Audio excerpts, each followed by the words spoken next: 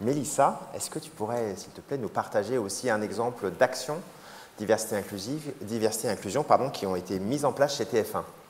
Oui, je peux vous en citer quelques-uns. Alors déjà, juste pour rebondir sur la CSRD, on a été obligé de faire évoluer nos outils de programmation antenne pour intégrer les enjeux de CSRD, parce que nous, du coup, on va devoir reporter sur tous nos contenus qui traitent des enjeux environnementaux ou sociétaux, et donc avec pas mal de critères de diversité et d'inclusion.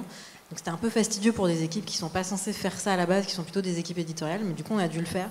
Ce qui nous permet, in fine, quand même, de se rendre compte de là où on fait des choses et là où on n'en ferait peut-être pas.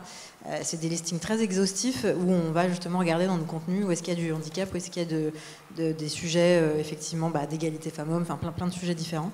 Mais ça a été très fastidieux à mettre en place. Mais bon, ça sera une des avancées peut-être positives de la CSRD. Voilà. Après, concrètement, sur nos antennes, on a un peu le miroir, encore une fois, des politiques qu'on peut mener en interne d'un point de vue RH. Donc sur l'égalité femmes-hommes, par exemple, on a déjà depuis un an ou deux, depuis qu'on a un nouveau PDG très engagé sur le sujet, un COMEX paritaire. Et on est globalement une entreprise assez mixte et on a vraiment du 50-50 un peu à tous les échelons managériaux, mais ce n'était pas forcément le cas globalement partout en France dans les médias d'information sur les expertes interrogés sur les plateaux de JT ou les émissions d'info. Très souvent, ce sont des experts masculins qui vont venir parler dès qu'il y a une guerre, un enjeu politique international, experts pendant le Covid, experts scientifiques, experts médicaux, etc. C'était quand même majoritairement des hommes. Et il y a 4 ans, la direction de l'info a créé un programme qui s'appelle Expertes à la Une, où on a identifié des expertes donc féminines dans plein de domaines théoriquement masculins, aérospatial, automobile, médical, etc., pour du coup les coacher, les former, parce qu'elles aussi se sentaient pas légitimes pour venir sur nos plateaux quand on les appelait. La même problématique que sur les CV quand on ne dit pas qu'on est fluent en anglais, là c'était pareil pour venir sur nos plateaux télé, et donc on en a identifié une quinzaine chaque année, on a un programme vraiment chaque année, donc de mentorat, de coaching, de média training, et donc après derrière on les invite sur nos plateaux, mais elles peuvent être invitées par plein d'autres médias télé, c'est pas que TF1, de toute façon c'est libre et c'est pas rémunéré. Et donc là on a 54% de femmes expertes aujourd'hui dans nos JT, depuis qu'on a créé ce programme. Donc on a un vrai enjeu de féminisation aussi, de rôle modèle très tôt. Donc ça c'est typiquement un exemple pour les femmes à l'info. Et puis on a créé aussi des fictions comme Toulouse-Lautrec par exemple, qui traite du handicap et qui parle du vrai lycée Toulouse-Lautrec, qui est un lycée très inclusif avec des lycéens en situation de handicap et d'autres non.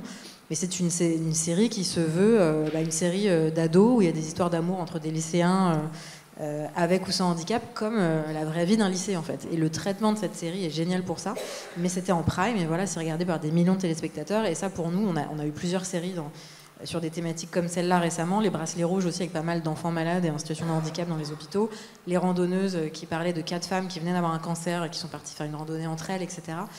Donc le traitement aussi de ces sujets-là dans la fiction sont pour nous très très importants, et à chaque fois on va aller mettre le focus.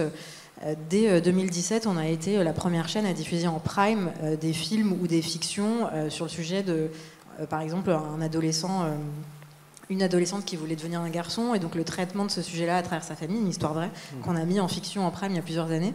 C'est toujours une prise de risque pour nous au départ, d'être les premiers à shooter sur ces sujets-là, et on en est très fiers, et ça fait bouger les lignes clairement. Bravo de prendre ce risque, parce que voilà, quand on est le premier, c'est aussi une responsabilité.